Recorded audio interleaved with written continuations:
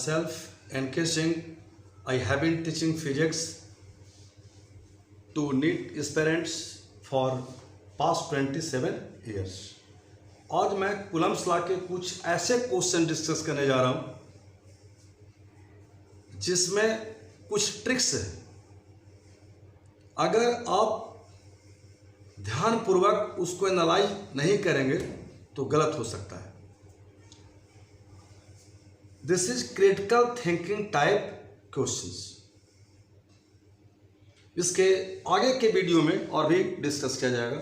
अभी आपके बोर्ड पर पहला क्वेश्चन डिस्प्ले हो रहा है, उसको ध्यान से देखें। कहता दो आयन्स हैं और दोनों के बीच में फोर्स लग रहा है और वहां पर निकालना है number of missing electrons. Missing electrons each ion, प्रत्येक आयन में इलेक्ट्रॉन मिसिंग है। 2 पॉजिटिव आयन्स हैं और 4 इक्वल कैरी कर रहा है। इस कंडीशन में क्या होगा कि अगर 4 इक्वल कैरी करेगा तो फोर्स का जो एक्सप्रेशन होगा on the basis of Coulomb's law we can write q square, same charge है, divide by 4 pi epsilon naught d square. This is the value of force between 2 point charges. दोनों के बीच का distance d दिया हुआ।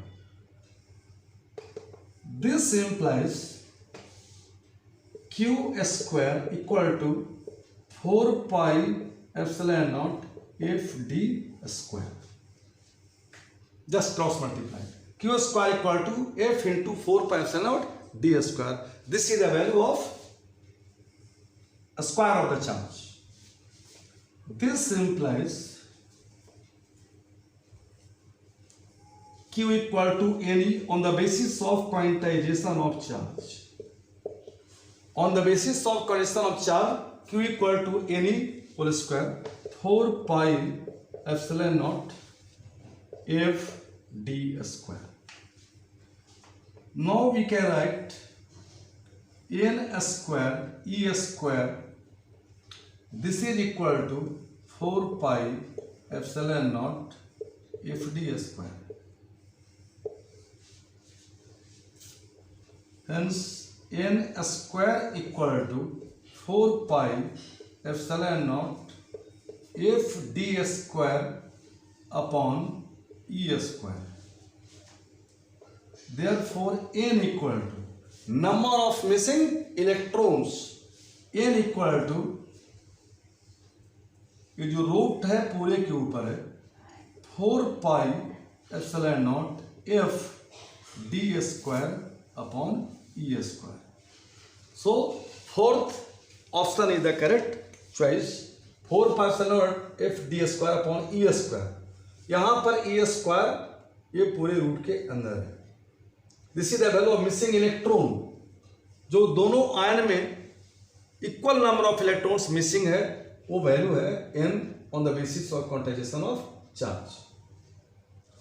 एक दूसरा question आपके स्क्रीन पर आ रहा है, उसमें लिखा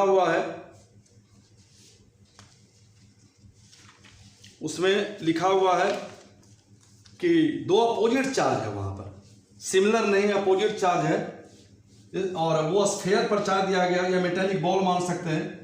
अगर यहां पर एक चार्ज लेते हैं और यहां पर एक चार्ज लेते हैं और उसमें ये लिखा हुआ कि रेडियस स्मॉल आर है और situated distance of capital R है।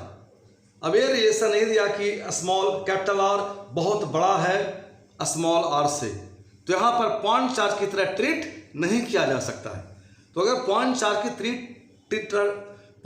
के जैसा हम ट्रीट नहीं करते हैं तो जो पॉजिटिव चार्ज है, अपोजिट चार्ज है, एक पर पॉजिटिव एक पर निगेटिव है। इसका मतलब है कि पॉजिटिव चार्ज इधर के तरफ थोड़ा शिफ्ट करेगा और निगेटिव चार्ज थोड़ा इधर के तरफ शिफ्ट करेगा। यानी सेंटर ऑफ चार्ज जो यहां पर पहले मानते थे कि यहां था और सेंटर ऑफ चार्ज यहां था, वो नजदीक आ जाएगा। तो सेंटर्स ऑफ चार्जेस या centres of charge bodies distance between centers of charged bodies will decrease. Hence, यहां पर आप जानते हो F proportional to Q1 Q2 होता है and proportional to 1 by d square होता है. This is valid 100% true for point charges.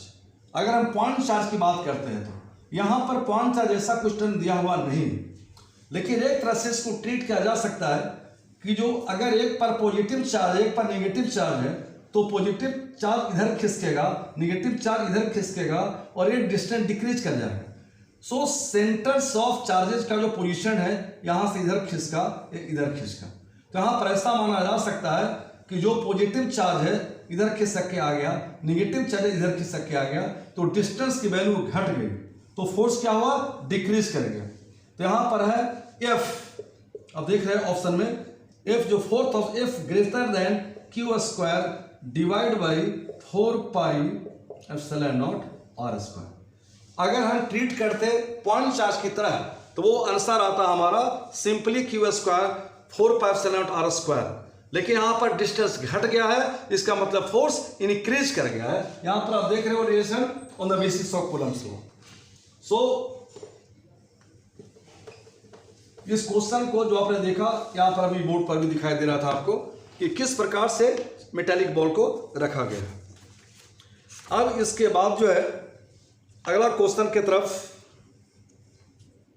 बढ़ते हैं, जो बोर्ड पर आपको दिखा, ध्यान से पढ़े उस क्वेश्चन को.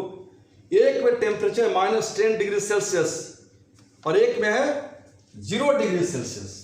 पहले है -10, अगर -10 लेते हैं फिर 0 है तो 0 पर जो आइस था वो पिघलकर बन गया पानी, वाटर में कन्वर्ट हो गया. So ice is converted into water. तो पहले लेते हैं -10 पर, क्या सिचुएशन है. -10 पर आइस का एक डायरेक्टिव कांस्टेंट होगा जिसको कहते हैं लिट्टी परमिटिविटी. जब वो वाटर में कन्वर्ट होगा उस समय डायरेक्टिव कांस्टेंट की वैल्यू बदलेगी. वो दिया हुआ है हमारे क्वेश्चन में 80 दिया हुआ.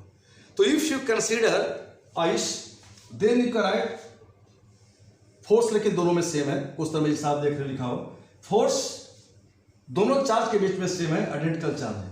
सो F equal to Q square divide by, यहां पर स्मॉल कांस्टेंट स्मॉल के मान आते हैं, K Q square capital K upon R square. This R is 25 centimeter given in the question. So R equal to 25 centimeter.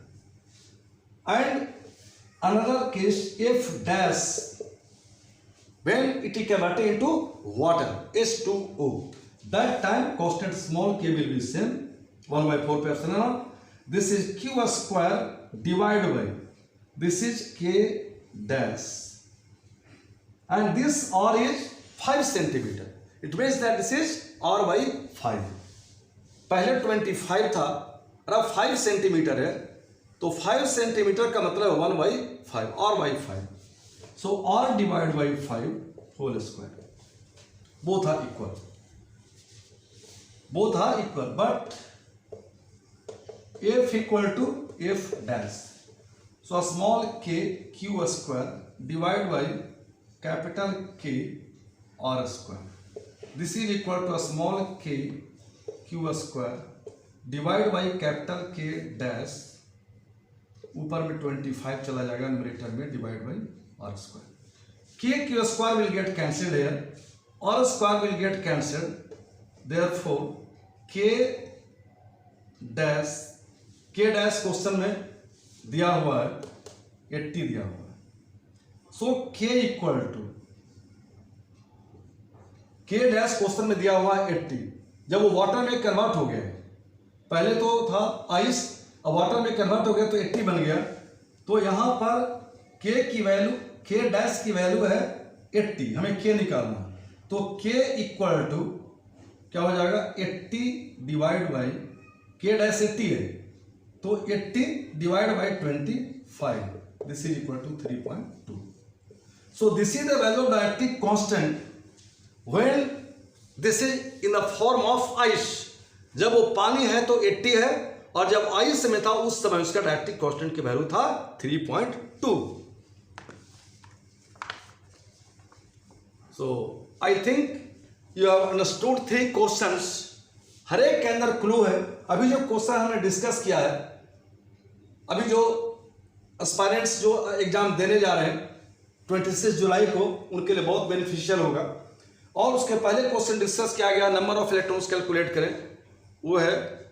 और अभी और आगे के क्लास में हम जो क्रिटिकल थिंकिंग पर क्वेश्चन बेस्ड होगा उसको हम डिस्कस करेंगे। Please share and comment like so that I can improve my video to the great extent. Thanks a lot.